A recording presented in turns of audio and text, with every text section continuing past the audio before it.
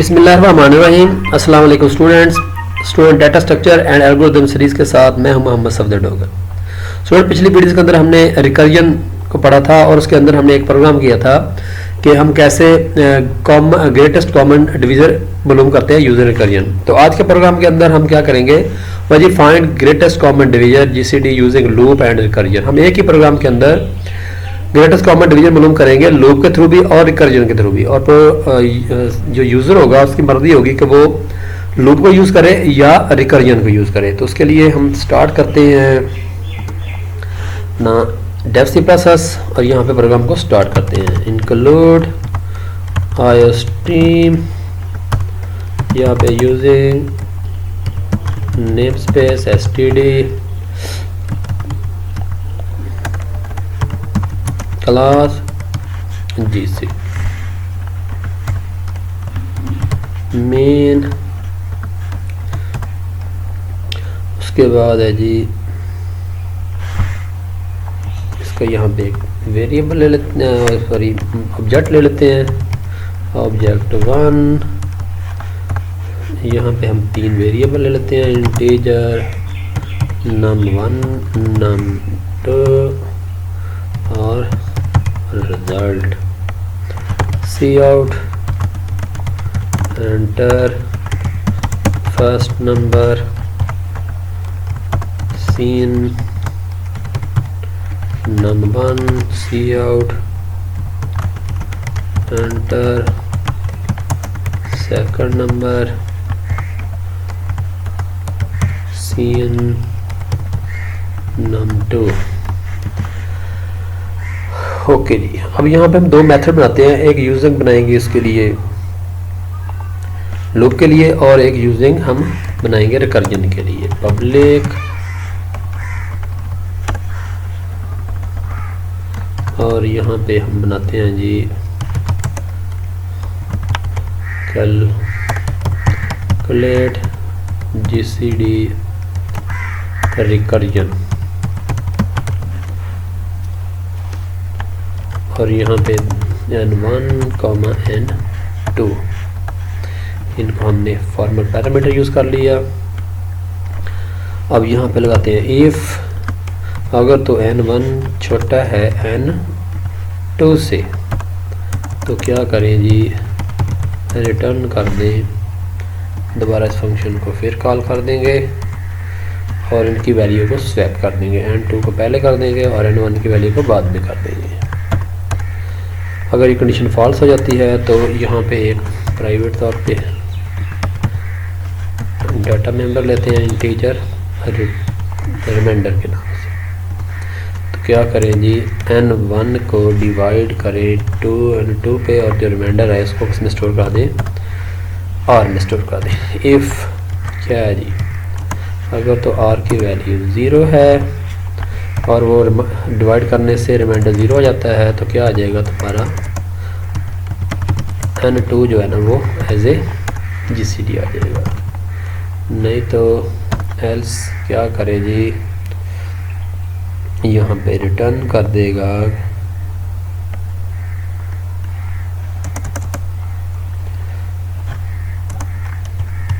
Return करते जी दोबारा फिर उसी फंक्शन को रिटर्न कर देगा, इसी को ये ले और फिर दोबारा इसकी n2 कॉमा जो रिमाइंडर की वैल्यू आएगी। ये लीजिए हमारा कंप्लीट हो गया जी। इसी तरह अब हम बनाएंगे जी इंट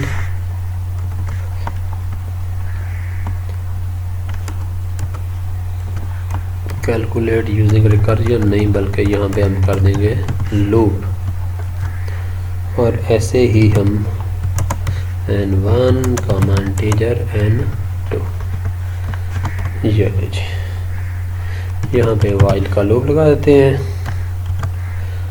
n1 की वैल्यू बराबर ना हो n2 के, जब तक n1 की वैल्यू n2 के बराबर नहीं आ जाती। इफ़ क्या है जी, n1 अगर तो बड़ा है n2 से, तो क्या करे जी, n1 is equal to n1 minus n2 कर दे, नहीं तो n1 आएगा, नहीं तो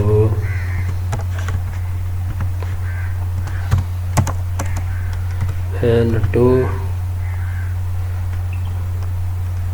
is equal to n2 minus n1 आ जाएगा। और उसके बाद इसको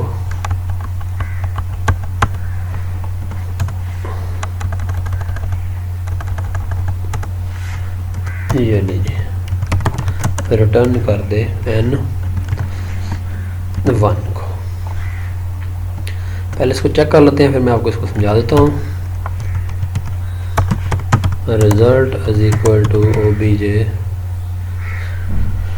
अच्छा, अब हम यहाँ पे थोड़ा सा करते हैं वो प्रोग्रामिंग मेन्यू बेस। सी आउट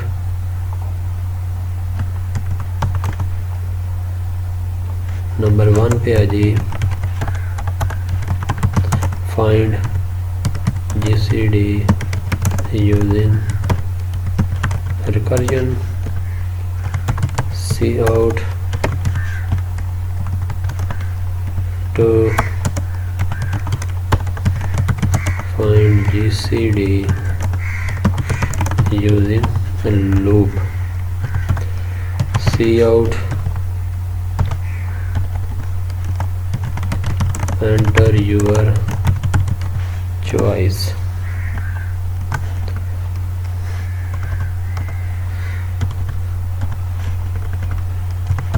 cn, इसके लिए भी हम एक यहाँ पे नंबर ले लेते हैं, उसको हम नाम देते हैं जी c, बल्कि n से देते हैं जी। जो भी वो नंबर देगा उसको हम n में स्टोर कर लेंगे और यहाँ पे स्विच पास करा के उसके अंदर ये नंबर पास करा देंगे। अगर तो यूज़र 1 को प्रेस करेगा तो क्या आ जाएगा, ऑब्जेक्ट 1 डॉट कैलकुलेट, तो ये वाला जो रिकर्जन वाला फंक्शन है इसको हम कॉल करवा दें और उसके अंदर num1 को और num2 को पास कर देंगे और यहाँ पे लगा देंगे ब्रेक। और अगर केस 2 है, यानी कि यूज़र 2 वाली ऑप्शन को करता है, 2 वाली ऑप्शन को करता है, तो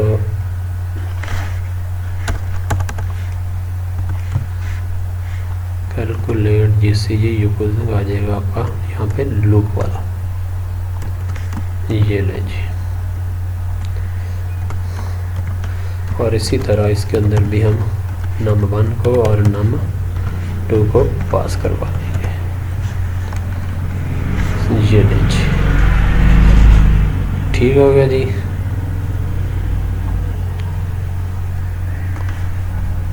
ये ले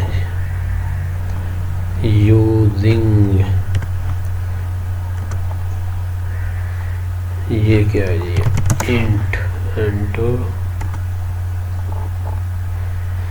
एंटर फर्स्ट नंबर हमने 18 दे दिया, एंटर सेकंड नंबर हमने 24 दे दिया।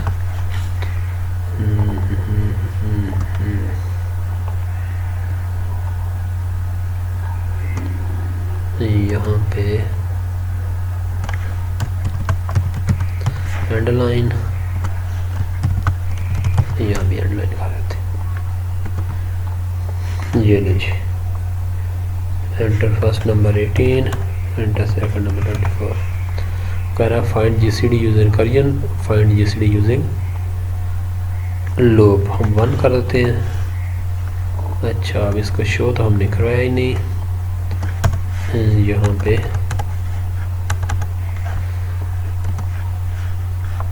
अच्छा यहाँ पे आ जाएगा रिजल्ट इज इक्वल टू हो आ जाएगा और इसी तरह यहाँ पे और यहाँ पे रिजल्ट को हम शो कराते हैं। GCD of num1 and num2 is result 18 24। Number 1 कह रहा है GCD ऑफ 18 एंड 24 क्या आ रहा है जी 6 आ रहा है। ये नहीं जी।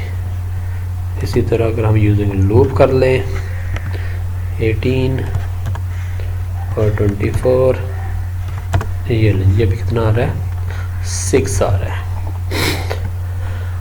अब देखें जी दोनों नंबर हमने करा दिए। यहाँ पे मैंने बेस प्रोग्रामिंग कर दी। अगर हमने यूज़र 1 प्रिंट करता है तो यहाँ पे कौन सी वैल्यू चल जाएगी 18 और 24, और ये वैल्यू जो है ना फॉर्मल पैरामीटर के अंदर चली जाएगी। यहाँ पे आ जाएगी N1 के अंदर आ जाएगा जी 18 और N2 के अंदर आ जाएगा आपका 24। और ये कह रहा है जी कि अगर तो 18 छोटा है इससे 24 से तो क्या करें रिटर्न कर दे दोबारा फंक्शन को और उनकी वैल्यू को स्वैप कर दे। और यहाँ पे आ जाएगा 24 और यहाँ पे आ जाएगा 18, यानी कि वैल्यू को स्वैप हो जाएगी क्योंकि इस नंबर को हम दूसरे पे डिवाइड नहीं हो रहा। 18 को 24 पे डिवाइड नहीं कर सकते तो ये वैल्यू स्वैप हो जाएगी। तो अब यहाँ पे वैल्यू आ जाएगी 24 और यहाँ पे वैल्यू आ जाएगी 18। ये कंडीशन फॉल्स है। अगर कंडीशन फॉल्स है तो हम यहाँ पे चले जाएंगे और ये क्या करेगा 24 को डिवाइड करेगा 18 पे और जो रिमाइंडर आएगा, रिमाइंडर कितना आ जाएगा यहाँ पे 6 और 6 को स्टोर करा देगा आर के अंदर। फिर आगे कंडीशन है जी आर की वैल्यू अगर 0 के बराबर है तो N2 को रिटर्न कर देगा, नहीं तो क्या करेगा N2 और आर की वैल्यू, N2 की वैल्यू को सेंड कर देगा और आर की वैल्यू, N2 की वैल्यू हमारे पास यहाँ पे 18 है और आर की वैल्यू हमारे पास कितनी है 6 है। और यहाँ पे N1 की वैल्यू हो जाएगी 18 और N2 की वैल्यू हो जाएगी 6 और दोबारा फिर यहाँ पे आ जाएगा 18 इज़ लेस देन 6, ये कंडीशन हो जाएगी फॉल्स। अगर कंडीशन फॉल्स होगी तो यहाँ पे आ जाएंगे। अब ये क्या करेगा 18 को डिवाइड करेगा 6 पे तो यहाँ पे रिमाइंडर कितना आ जाएगा 0 आ जाएगा। जब रिमाइंडर 0 आएगा r is equal to 0, r की वैल्यू 0 है, is equal to 0 condition true है तो क्या करेगा r2 को रिटर्न कर देगा और r2 के अंदर सॉरी N2 को रिटर्न कर। N2 की वैल्यू कितनी हमारे पास 6 है तो 6 हमारा क्या बन जाएगा GCD बन जाएगा। इसी तरह अगर हम यहाँ पे इसको यूजिंग करते हैं लूप करते हैं तो यही वाले नंबर अगर हम इसको पास करवाते हैं तो यहाँ पे आ जाएगा 18 और यहाँ पे आ जाएगा 24 और यहाँ पे अब हमारे पास N1 के अंदर आ गया जी, N1 के अंदर आ गया हमारे पास 18 और यहाँ पे और N2 के अंदर आ गया जी हमारे पास 24। ये ले जी। अब यहाँ पे वो कह रहा है कि N1 की वैल्यू बराबर ना हो N2 के, तो यहाँ पे 18 है यहाँ पे 24 है, कंडीशन क्या आ जाएगी फॉल्स हो जाएगी, सॉरी कंडीशन ट्रू हो जाएगी। अगर कंडीशन ट्रू है तो यहाँ पे आ जाएगा कि वो कह रहा है जी कि अगर N1 की वैल्यू बड़ी है, N1 की तो वैल्यू बड़ी नहीं है, यहाँ पे 18 है, यहाँ पे कितना 24 है, कंडीशन फॉल्स हो जाएगी तो यहाँ पे आ जाएगा। वो कह रहा है जी कि क्या करें N2 में से N1 को माइनस कर दें। N2 की वैल्यू कितनी थी 24 और 24 में से जब हम माइनस करेंगे 18 को तो रिज़ल्ट कितना आ जाएगा, यहाँ पे आ जाएगा 6। और वो क्या कह रहा है जी ये कितनी वैल्यू है जी N2 की वैल्यू है। अच्छा जी, और उसके बाद उसने क्या कह दिया जी कि रिटर्न कर दो N1 को। अब N1 को वो कहाँ पे रिटर्न करा रहा है, वो रिटर्न करा रहा है जहाँ से इस फंक्शन को हमने कॉल किया हुआ है। और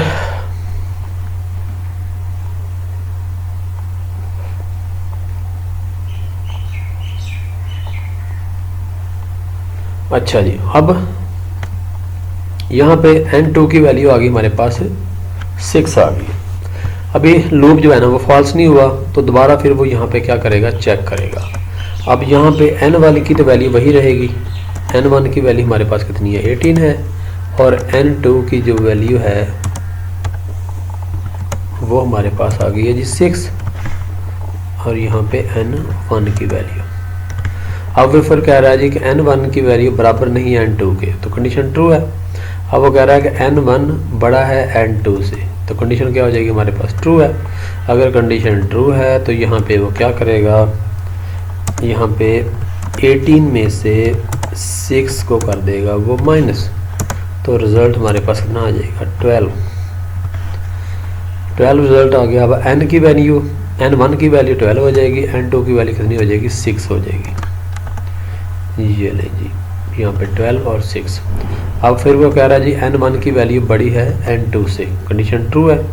कंडीशन ट्रू है तो यहाँ पे वो क्या करेगा, 12 में से 6 को माइनस करेगा, तो रिज़ल्ट कितना आ जाएगा आपके पास, 6 आ जाएगा। ठीक हो गया। अब n1 की वैल्यू भी 6 है और n2 की वैल्यू भी 6 है, दोनों वैल्यू बराबर हो गई हैं। वो कह रहा है जी n1 की वैल्यू बराबर ना हो n2 की, जबकि कंडीशन यहाँ पे क्या आ रही है, फॉल्स हो रही है, क्योंकि वैल्यू बराबर हैं। तो यहाँ पे कंडीशन क्या हो जाएगी, फॉल्स हो जाएगी। जैसे कंडीशन फॉल्स होगी हम लूप में से बाहर निकल आएंगे। जैसे हम लूप में से बाहर निकलेंगे तो वो कह रहा है जी रिटर्न कर दो n1 की वैल्यू, और n1 की जो वैल्यू रिटर्न करेगा तो वो कितनी है, 6 है। तो 6 हमारे पास क्या आ जाएगा, यहाँ पे GCD आ जाएगा, और उसको हम रिजल्ट के अंदर स्टोर करा लेंगे और ये हमारी वैल्यू शो हो जाएगी। इसी तरह आप मुख्तलिफ नंबर के जो है ना वो GCD मालूम कर सकते हैं। यहाँ पे आ जाएगा 25, और यहाँ पे हम लेते हैं जी 35।